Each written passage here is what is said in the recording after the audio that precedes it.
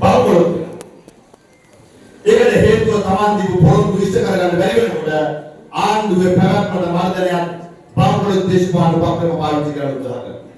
ඉතින් අද වර්තමාන ආණ්ඩුව අධික ජනාධිපතිතුමා වේදිකාවේ කියන කතා අනුත් කතා කියලා එතුමා හිතුවත් ඒවා පරණ කතා. ඔය ආකාරයේ දේශපාලන කතා අපි දැක්කේ 96 94ට කලින් 2005ට කලින් 2005ට කලින් දේශපාලන වේදිකාවේ තමයි වෛරය, ක්‍රෝධය, මර්ධනය තිබ්බේ. 2005 මැතිවරණ වේදිකාවට පෙර මැතිවරණ වේදිකාවට තමයි ප්‍රතිවාදී අපේක්ෂකයන් ගහලා මරලා දේශපාලනය කරන දන්න ගියේ. 2005ට කලින් මැතිවරණ වේදිකාවේ තමයි මට දන් දෙන්නේ නැත්නම් වැඩ කරන්නේ නැහැ කියන දන්න සමාජයේ පරිවර්තනය කෙරේ. එහෙම කාලයක් තිබ්බා. හැබැයි මේ සිස්ටම් එක අලුත් කරන්න අපේ ආපස්සට ගියේ දේශපාලනය කරා. දැන් කියනවා ප්‍රාදේශීය සභාවට බලය අපිට දුන්න නැත්නම් සල්ලි දෙන්නේ නැහැ. ප්‍රාදේශීය සභාවට ජීවිප් එකට දුන්න නැත්නම් සල්ලි දෙන්නේ නැහැ. වැඩ කරනවා. ඒ දැනට කේන්ද්‍රීකරණ සිද්ධ වෙලා. ඒ දැනට කේන්ද්‍රීකරණ සිද්ධ වෙලා. 2018 අපි ප්‍රාදේශීය සභාව පිටුනකොට අපිට ජනාධිපතිවරයෙක් හිටියේ නැහැ. අගමැතිවරයෙක් හිටියේ නැහැ. විපක්ෂ නායකකමක් අපිට තිබ්බේ නැහැ. 30 ගානයි නේසානි මතුම 30 ගානයි දෙන්නේක අපි 30 ගානයි මල්ව අපි විපක්ෂයේ හිටියේ. අපි ප්‍රාදේශීය සභාවේ ඉන්නා. වැඩ කරා. දින විතරක් අපි කේන්ද්‍රීකරණ හිටියේ නැහැ රැස්වීම වලට ඇවිල්ලා. අනේ බලන්නකෝ අපිට ජනාධිපතිත් නැහැ අගමැතිත් නැහැ විපක්ෂ නායකකම නැහැ තව පොඩ්ඩක් ඉන්නේ නැහැ. අපි අපිට වැඩ කරා. ප්‍රාදේශීය සභාවේ වියතු දෙක පිස්ස කරා. ඒ තුල ගමේ සම්බන්ධනය ක්‍රියාත්මක කරන්න අපි කලින් කෙරුවා. ඒක පැහැදිලිව අපි ආණ්ඩුවට කියන්න ඕනේ. ඔබ මැතිවරණ කාලේදී පොරොත්තු ඉෂ්ට කරනවා මිසක් වේදිකා ගානේ කේන්ද්‍රීකරණය නෙවෙයි. වේදිකා ගානේ කේන්ද්‍රීකරණය යන්න. අද ලෝකයේම භූගෝලීය දේශපාලන වෙනස්. ටැරිෆ් යුද්ධයක් ලෝකයට යනවා.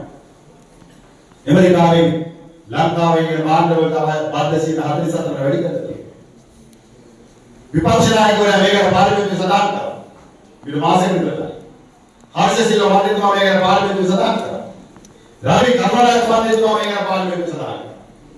විපක්ෂ අනිත් මන්ත්‍රීවරු ඒක කතා කරා. ආණ්ඩුවේ බද්ධ වදිනකන් හිටියා අනුකම්පාව කරා.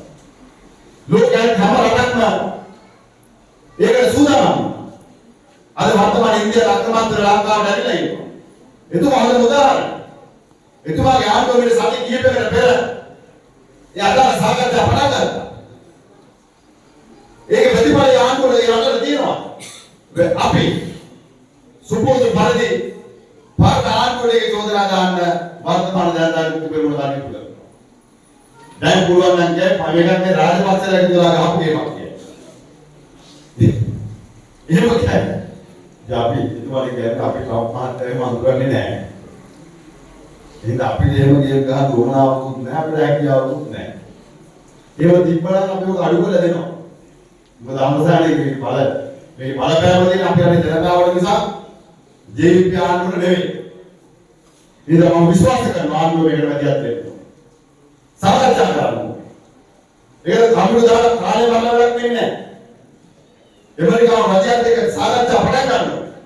අපි සියලු පක්ෂවලට උදව් කරනවා. මොකද යම්කි ශේලින්ගේ ආදායම අඩුවුනොත් ඒක ඍජුව බලපාන්නේ මෙරට ජනතාවට. ඒ නිසා කර්මශාලා වැහුනොත් ඒක ඍජුව බලපාන්නේ මෙරට ශ්‍රම බලකායට. ආණ්ඩුව බලාපොරොත්තු වෙන රට බලාපොරොත්තු වෙන ආර්ථික ඉලක්කයන් වලට යන්න බැරි වුණොත් කඩාවැටෙන මෙරට ආර්ථිකය. එහෙනම් අපි දේශපාලන පක්ෂ වේදයක් අදාළ වෙන්නේ අපි. ජනතා වෙනුවෙන් අපි මේවට විශේෂ උපායන් මැදිහත් වෙන අපිට උදව් කරනවා. ඒ ආණ්ඩුව ඒකට අවශ්‍ය නායකත්වය දෙන්න. ඒකට අවශ්‍ය වැඩ පිළිවෙලක් ආණ්ඩුව හදන්න. සාධාරණ රාජ්‍යයන් එක්ක සාකච්ඡා කරන්න ආණ්ඩුව මැදිහත් වෙන්න. අසල්වාසී රටවල් වලින් මේක ඉගෙන ගන්න ඕනේ. දැන් නැත්තම් ඒ වෙලාව විදායක ජනාධිපතිතුරු පස්සේ ඉන්නවා. GSP ප්ලස් එක අපේ රටේ උඩ අපි 2005 පස්සේ ආණ්ඩුව හදලා ඒක මහින්ද රාජපක්ෂ ආණ්ඩුව මුණ දීපු විදිහ අත්දින එක. ලංකාවේ ව්‍යාපාරික ආරක්ෂා කරන රටේ රැකියාවට අපි ආරක්ෂා කරා. ආදායම වැඩි කරගන්න කටයුතු කරුවා. සමහර රටවල් වල අපි ආයෝජක යවලා රාජ්‍ය යවලා ඒකට වල ආයෝජනය කළා. ඒ රටවල ව්‍යාපාර පටන් ගන්න අපේ වෙළඳපොළ අපි ආරක්ෂා කරගන්නවා. ආණ්ඩුව හිටපු ජනාධිපතිතුමගෙන් මේව අහුවා කියලා ප්‍රශ්නයක් වෙන්නේ නැහැ. නැත්නම් අහන්න. එහෙම නැත්නම් වර්තමානයේ ඉන්දියානු අග්‍රාමාත්‍යවරයා ඉන්නවා ලංකාවේ. එතුමාගේ ආගම. එතුමාගේ කතා කරන්නේ. කොහොමද මේවට මුහුණ දෙන්න ඉන්දියාවත් එක්ක අපි සම්බන්ධ වෙලා එකතු වෙලා මේ වෙළඳපොළ ආරක්ෂා කරගන්න කටයුතු කරන්නේ.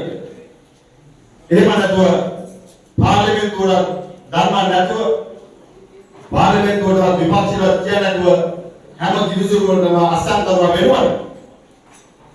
මේ වෙලාවේ මුහුණ දෙන්න තියෙන අභියෝග වලට මුහුණ දෙන්න එකතු වෙලා කටයුතු කරා. එහෙනම් මම ඊට වඩා කාලය ගන්නේ නැහැ.